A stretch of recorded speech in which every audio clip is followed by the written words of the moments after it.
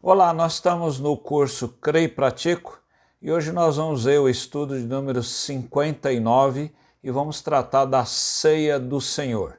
A pergunta 96 do Breve Catecismo diz: o que é a Ceia do Senhor? A Ceia do Senhor é um sacramento no qual, ao dar e receber o pão e o vinho, conforme a instituição de Cristo, se anuncia a sua morte, e aqueles que participam dignamente tornam-se, não de uma maneira corporal e carnal, mas pela fé participantes do seu corpo e do seu sangue, com todas as suas bênçãos para o seu alimento espiritual e crescimento em graça.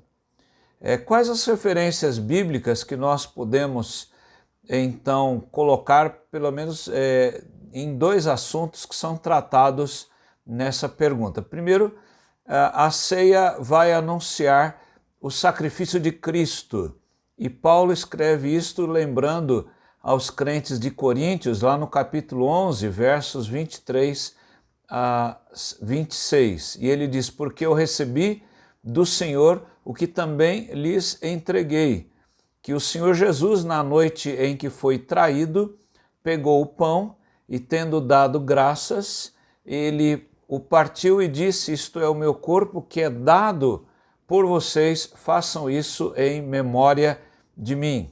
Do mesmo modo, depois da ceia, pegou também o cálice, dizendo: este cálice é a nova aliança no meu sangue, façam isto todas as vezes que o beberem em memória de mim, porque todas as vezes que comerem este pão ou beberem este cálice, vocês anunciam a morte do Senhor até que ele venha. Então, a ceia, em primeiro lugar, lembrando essa pergunta 96, o que é a ceia? Ela anuncia o sacrifício de Cristo, anuncia o que Cristo fez, a obra de Cristo, né? O sacrifício de Cristo por nós. A segunda coisa que olhamos nessa pergunta é que, além de anunciar a morte de Cristo, ela vai edificar aquela pessoa que está participando. Então, por que então lembrar de um sacrifício, uma obra que é feita, e a morte de alguém que é Deus, é homem perfeito, o nosso Senhor Jesus Cristo, mas uma morte um tanto algo grotesco? Por que lembrar isso? Porque Deus quer que saibamos o que Ele fez por nós e como nós podemos aceitar pela fé o seu sacrifício. E quando nós entendemos isso, isso vai trazer edificação. Aí vem o segundo ponto, né? A ceia não só lembra a morte de Cristo, mas ela também edifica o participante.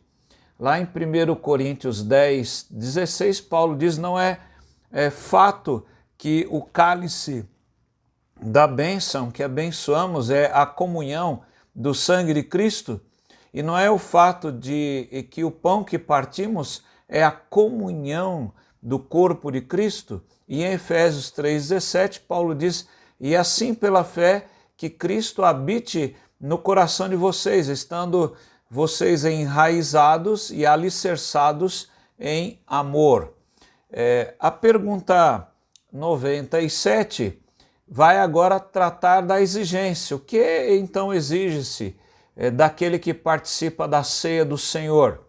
Exige-se daqueles que desejam participar dignamente da ceia do Senhor, que se examinem sobre o seu conhecimento em discernir o corpo do Senhor, sobre a sua fé para se alimentarem dele, sobre o seu arrependimento, amor e nova obediência, para não suceder que, vindo indignamente, comam e bebam para si condenação.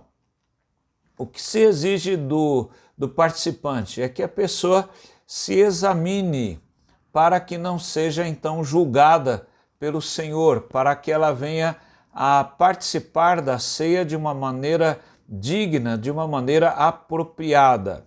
Então, a primeira coisa que a gente vê aqui nessa pergunta 97, sobre esta dignidade de participar da ceia, é que o fiel deve examinar a si mesmo, né? Aqui em 1 Coríntios 11 também, onde Paulo muito bem lembra as palavras de nosso Senhor sobre a ceia, 1 Coríntios 11, 27 a 29, Paulo diz, por isso aquele que comer o pão ou beber o cálice do Senhor indignamente será réu do corpo e do sangue do Senhor. Que cada um examine a si mesmo e assim coma do pão e beba do cálice, pois quem come e bebe sem discernir o corpo, come e bebe juízo para si. Então, a ideia que a Bíblia coloca sobre o exame pessoal ou o examinar a si mesmo implica em não colher o juízo para si mesmo. Então, examinar o seu coração no seu conhecimento, em discernir o Senhor, sobre a sua fé, sobre se alimentar exatamente de uma obra que Jesus fez e o seu arrependimento, o seu amor, a sua nova obediência, e isso para que a gente não incorra em condenação. Então, Paulo mostra que o fiel deve examinar então a si mesmo. A segunda coisa que ele diz aqui nessa pergunta 97 é que esse exame vai recair sobre a fé e essa obediência, ou nova obediência daquele que está convertido então no Senhor. Em Romanos 6, 17 e 18, Paulo diz, mas graças a Deus que tendo sido escravos do pecado, vocês vieram a obedecer de coração à forma de doutrina a que foram entregues. E uma vez libertados do pecado, foram feitos servos da justiça. Então, as pessoas que creram no Senhor Jesus, isso é a fé, e exatamente agora são pessoas que se arrependeram e creram, convertidos, então agora eles têm uma nova obediência no Senhor. E a razão desse exame é para não participar de maneira indigna. Aí tem o terceiro ponto, não só o examinar a si mesmo, e esse exame recair sobre a fé e essa nova obediência, mas para não sermos julgados. Nós devemos nos julgar para não sermos julgados pelo Senhor. 1 Coríntios 11, 31 e 32, Paulo diz, porque se nos julgássemos a nós mesmos, não seremos julgados, mas quando julgados, somos disciplinados pelo Senhor para não sermos condenados com o mundo, né? Então a ideia é o juízo, né? O juízo de comer o pão, beber o cálice, lembrando a morte de Cristo, lembrando esse sacrifício que ele fez, mas também como é um meio de graça, é um meio de crescimento espiritual, nós temos que fazê-lo dignamente. Então, a nossa oração é que você creia no Senhor Jesus, você o siga, mas também que você participe da Santa Ceia de modo digno do Senhor. Que Deus abençoe a você e a sua casa. Amém.